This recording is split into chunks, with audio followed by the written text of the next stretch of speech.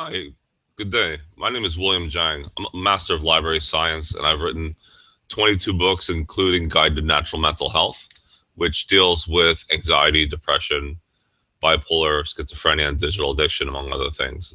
And also a whole bunch of other books, like my autobiography, A Schizophrenic Will, A Story of Bandits, A Story of Hope, and a lot of other interesting titles, hopefully. So today I'm going to be talking to you guys about multiple chemical sensitivity and the limbic system. So, what is the limbic system, first of all? So, this is a good diagram about what the limbic system entails: the thalamus, hypothalamus, frontal lobe, the olfactory bulb, the amygdala, and the hippocampus. That's basically the oldest part of the brain, sometimes called the smelling brain or whatever, because the thing is, the olfactory bulb and other aspects of the limbic system are some of the oldest parts of the brain, and they seem to be dysfunctional in multiple chemical sensitivity. So it turns out that there's a system out there called dnrsystem.com, or Dynamic Neural Retraining System by Annie Hopper. I bought it myself, and then I wanted to return it, but they say I have to wait for 6 months to return it. I didn't find it very helpful, but that's not saying it won't help some people. Uh, so don't take our word for it. Let's look at Medline. So Medline, as maybe you've seen in my video series, is the database that doctors use for medical research, as well as allied health and other researchers. So this study is from a reputable journal in 2015 in December, so it's quite new. And this is the title up here, and it talks about basically electrohypersensitivity and multiple chemical sensitivity as two aspects of a unique pathological disorder. So electrohypersensitivity, you might have seen in the show Better Call Saul, and I don't like the way that they characterize that poor man's, his electrohypersensitivity. They make it seem like it's all in his head, or it's not. He's probably paranoid as well as having electrohypersensitivity, which is really sad for him. So the part in the abstract or summary that I want to show you is that both disorders are associated with hypofusion in the area of the brain over there, suggesting that the inflammatory process involves the limbic system and the thalamus. So the data also strongly suggests that electrohypersensitivity and multiple chemical sensitivity can be objectively characterized and routinely diagnosed by commercially available simple tests. Now, this is straight off Medline. It's very good information in general, and this is going in the face of many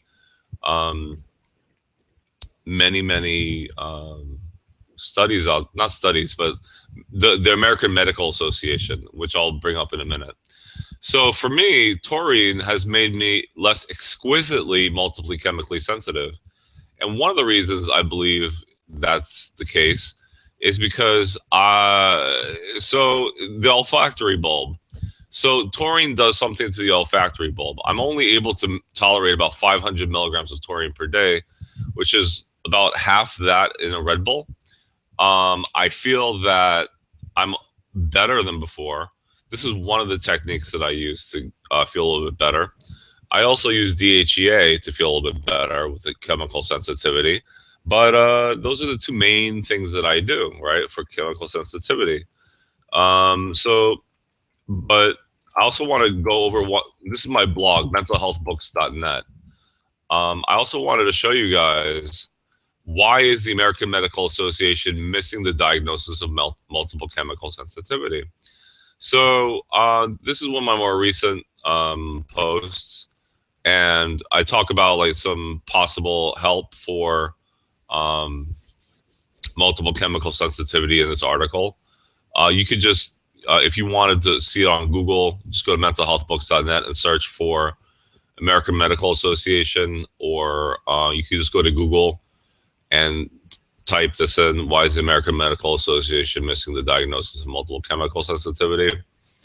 And so the last part I want to show you guys, because if you have multiple chemical sensitivity and you look on Medline, on Wikipedia, you will not believe you have the condition that you have. There's a troll on there that's reverting everybody's comments, whether they be a medically trained librarian or a MCS researcher. It's very upsetting, but there's nothing we can really do because Wikipedia is having a hands-off policy for this troll. But one of the parts that should be heartening to you guys is that Germany, Australia, Austria, Japan, Switzerland, Denmark, Spain, and Canada all recognize multiple chemical sensitivity as a medical condition, not a psychiatric condition. And there are laws in place to protect these people in these countries. And there are 336 articles as of this. Well, let's see how many now. There were 336. Now there are 337 articles, right, in Medline about multiple chemical sensitivity. So, if you have multiple chemical sensitivity or environment or the electro hypersensitivity, it is not in your head. Please check out an environmental medicine doctor if you're in the United States. They might be able to help you. And with knowledge, there is hope. Thank you very much for your attention. And if you are having any kind of depressive thoughts or you're anxious or anything like that, don't forget, if you really are feeling very strongly that way, to see a psychiatrist or psychologist, and maybe check out my little book over here. Let's go back to the Guide to Natural Mental Health. So far, it's doing pretty well on Amazon, and there's a lot of really great natural information in there about how to make anxiety or depression a little bit better. But that being said, definitely consult a mental health professional because we need all the help we can get sometimes. Have a blessed day. Thank you.